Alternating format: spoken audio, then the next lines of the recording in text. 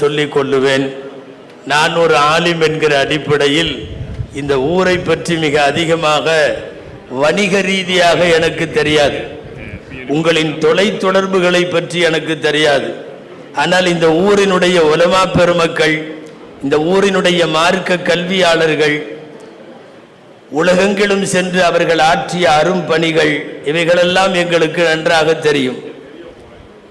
இங்கே பள்ளிவாசலை ஒட்டி அடங்கி இருக்கக்கூடிய பெரிய பெரிய பெருமக்கள், நன்னா சாஹிப் வலியுல்லாவில் தொடங்கி நிறைய பேர் வலியுல்லாக்கள் எல்லாம் அடங்கி இருக்கிறார்கள்.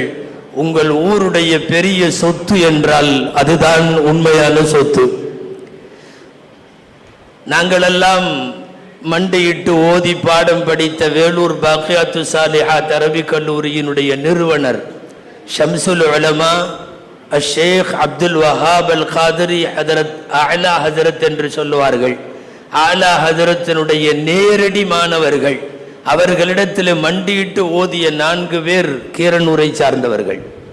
அவர்களிடத்தில் சில பேர் தான் நேரடியாக ஆலா ஹதரத்திடம் ஓதியவர்கள்.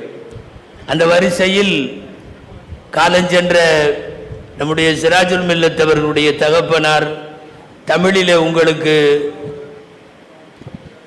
தர்ஜுமதுல் குர்ஆன் பி அல்தஃபில் பயான் என்று அழகோர் தமிழாக்கத்தை இந்த தமிழ் கூறும் நல்லுலகத்திற்கு தந்த அக்கா அப்துல் ஹமீது பாக்கவி உள்ளிட்டவர்களெல்லாம் ஆலா ஹசரத்தினுடைய நேரடி மாணவர்கள்.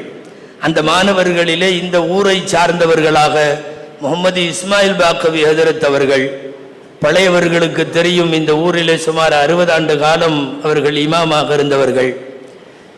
இன்றைக்கும் வாழ்ந்து கொண்டிருக்கக்கூடிய சங்கைக்குரிய முஹிபுல்லா ஹசரத் அவர்களுடைய தகப்பனார் சயீத் ஹசரத் அவர்கள், சயீத் ஹசரத் அவர்கள் பாக்கவி அவர்கள் நேரடியாக ஆலா ஹசரத்திடத்தில் ஓதியவர்கள்.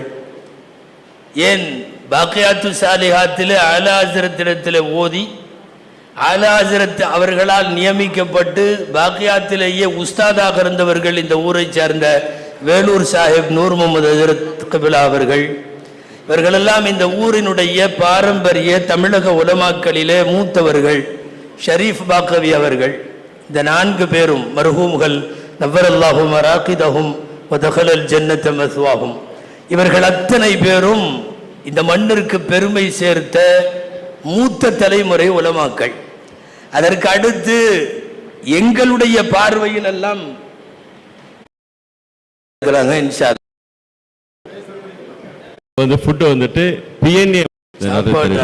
இந்த தலைமுறை உலமாக்களில் நாங்கள் எல்லாம் பார்க்க இந்த மண் சார்ந்த பெருமைக்குரிய அப்துல் ரஹீம் ஹசரத் அவர்கள், காலஞ்சென்ற நெஞ்சில் நிறைந்த நபிமணி GMS சிராஜ் பாக்கவி ஹசரத் அவர்கள், உலகமெல்லாம் கீரனூர் என்கிற பெயரை கொண்டு போய் சேர்த்த திண்டுக்கல் கலீல் மௌலானா கீரனூரி ஹசரத் அவர்கள், தமிழகத்திலே தலைநகரத்திலிருந்து அத்தனை பேராலும் அறியப்பட்ட மர்ஹூம் KA நிசாமுத்தீன் ஹசரத் அவர்கள், இவர்களெல்லாம் இந்த மண்ணிற்கு நாங்கள் பார்க்க தமிழக அளவில் பெரிய சேவைகளை ஆற்றியவர்கள்.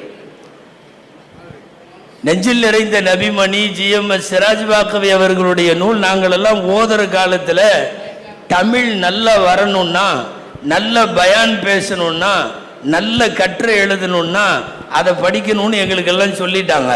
அப்போ அதனால் உட்கார்ந்து அனைத்து கன்னிகளையும் நெஞ்சில் நிறைந்த நபிமணியை ஒரு காலத்தில் நாங்கள் எல்லாம் மனப்பாடம் செய்வோம்.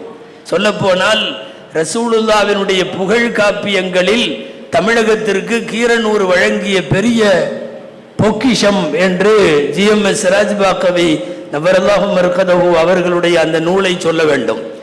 உங்கள் ஊர்க்காரரை பற்றி உங்களுக்கு தெரியாததல்ல, ரசூலுல்லாவுடைய மக்பராவில் இன்றைக்கு போல் இருக்கக்கூடிய எந்த கட்டுப்பாடுகளும் இல்லாத காலத்தில் ரசூலுல்லாவுடைய ரவுதாவில் இந்த பக்கம் காயித மில்லத்தவர்கள், அந்த பக்கம் ரவண சமுத்திரம் பீர் முகமது அவர்கள், நடுவில் GMS சிராஜ் பாக்கவி அவர்கள் அமர்ந்து அவர்கள் எழுதிய நெஞ்சில் நிறைந்த நபிமணியை முழுமையாக ரசூலுல்லாவிடம் ஒப்படைத்து விட்டு வந்துதான் அது புத்தகமாக தயாராகி வந்தது.